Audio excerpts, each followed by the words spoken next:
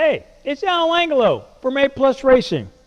Back on the Econo build. Let's get this thing done so I can rent it out and make some money. Hey, so we got to put the dash back in. I know this is kind of a pain in the butt, but we finally put it off long enough and we got to put this thing back in. So I've had the kids go ahead and notch the dash, and not very gently, might I ask. If you look at it, you know, I think they chewed it off with their teeth. So I've seen this happen before, and you know, they kind of took off a lot more than what they're supposed to. But so what I do in cases like this, where I don't want it to look really ugly, and I see a lot of Spec Miatas where they really hack it up like this to get the dash to fit back in. And I'll be honest with you, this is not an easy job to put this thing back in to get it fitting around the roll bar. But I got a way to clean it up to make it look nice. And what I did with this one is I made this little panel. So this is what I made, all right? And the way that this fits on here is it is going to go on the dash like this, okay? So it sits like this. Now you're probably wondering, well, how in the heck did he make that? And what did he make that out of? Does this look familiar?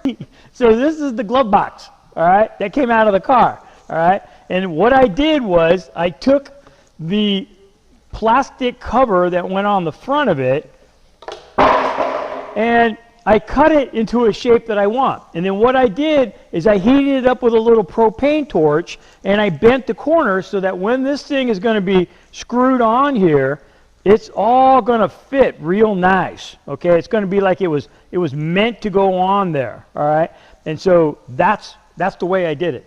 So I made one for each side. Yes, I've bolted this on, and we bolt it on, we take it off, we bolt it on, we take it off. You know, making sure that it fits as best as we possibly can. And then I went ahead and I fabricated these. So I got one for each side. So the other side, you sit tight. All right, so this one is going to go right here, okay, and cover all that up. So you can see that it's going to look a lot cleaner. And basically what I did is I cut this with a cutting wheel, and then I just took it over to a wire wheel. So you can use a little hand grinder or a file or something like that to get this shape, but I just took it over to a wire wheel, and it kind of gives it a nice smooth round edge to it, and I can kind of manipulate it to make, you know, turns and stuff like that so that I get it to fit on here. And then I just molded it and bent it with a little propane torch like this, okay? So I just use that to mold it to where it fits over everything nice and clean. So what I'm going to do now is I'm going to go ahead and put the dash back in. I'm going to put as many screws as I can on it, and then I'll be back to show you the next step. Okay, so we're back. And yeah, I fitted the dash in. Come in and take a look and I'll show you what I did. All right, so I got the dash set back inside of here, all right, where it goes. And I went ahead and put on my little covers that I made, and I explained to you how to do that in the last section. And then I also screwed this dash in place. Now there's a few places you can do that. One, there's a 10mm bolt that goes right inside of here, okay? And then there's another screw that goes right there. And then if you remember from when we took the dash and the cross brace apart, there were a whole bunch of Phillips screws that held it to the brace to the dash. Well, I can't get to all of them because all of them come from the back. And so there's a couple in here on the sides that I'm able to get to, one over there on that. So if you notice that if I grab the dash here, it's in here pretty tight. Now, the other thing I'm going to do is I'm going to use some self-tapping screws and just go right in here on the side like that, all right?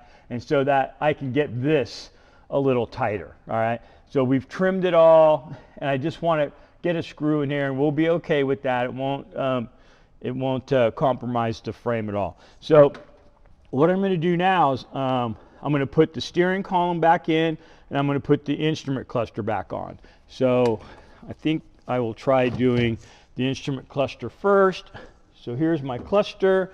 On the NB, it's all plug and play. On the NA, you have the speedometer cable, and you have to deal with that. If you want to get rid of the airbag light, I'm not sure which one of these it is, you would just take the bulb out, okay? So, and maybe even the check engine light. All right, so I'm going to go ahead and just plug this in. Instrument cluster's plugged in, and it's just held in with 4 Phillips screws. And so, and they look like this. You remember you got them in your bucket of parts. And once again, I don't like to tighten anything up until I have everything started. All right, underneath here, we put our bolts for our steering column. So I'm going to take those out. Okay, there they are. I'm going to push the column back up. I'm going to put these bolts back up inside there. Hey, make sure you get this one tight. All right. I've seen them come loose on other people's cars. They're like, yeah, Al, can you look at my car? Something's wrong. It's the steering is super loose. And I look in here and one bolt is already missing. And the other one is barely hanging on with a couple of turns. So you want to make sure that you get these tight. All right, I got that. Here's my hood. The cool thing about the NB hoods is they just snap into place.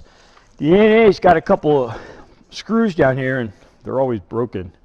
So let's see if we can. And this just sits inside there. And once you got it lined up, it just snaps in. There it goes. All right, it looks better already, huh? All right, well, while we're here, let's do some housekeeping on some electrical. If you remember, we plugged all of our sensors right back in where they came from. This is going to make it really easy. I push the button, unplug it. This is our dimmer switch. Plug it in, push that in place. This is a blank. I think this was for cruise control. And so this is the cruise control connector. If you wanted to add cruise control, you could. It's kind of a lot of work, but the electrical's already here. That goes in there.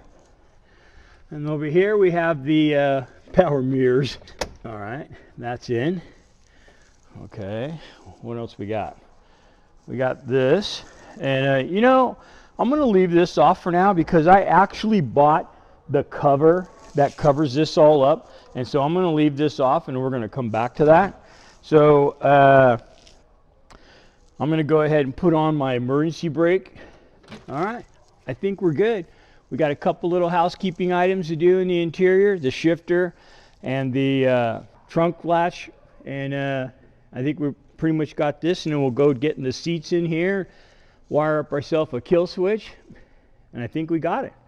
All right, so the dash is back in, fairly solid, and we'll get a cover for that over there. We'll bring that to you guys in the next video.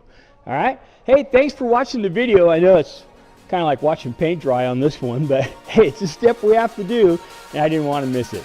I'll see you at the racetrack.